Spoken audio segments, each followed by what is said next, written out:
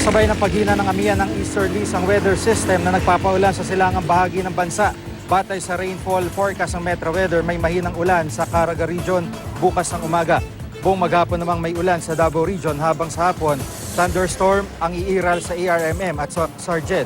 Ulanin din bukas ng umaga ang western section ng Visayas at Negros Island, habang magiging maliwalas naman ang nalalabing bahagi sa mga taga Cagayan Valley, mga probinsya ng Quezon at Aurora. Maging I am ready dahil may ulan po dyan bukas. Pagsapit ng hapon, asahan na rin ang ulan sa Ilocos at Cordillera Region, gayon din sa ilang bahagi ng Central Luzon. Dito sa Metro Manila, maaliwalas ang panahon mula bukas hanggang sa Huwebes. Pero pagsapit ng Biyernes hanggang weekend, unti-unting lalamig ang panahon dahil sa bagyang paglakas muli ng amihan.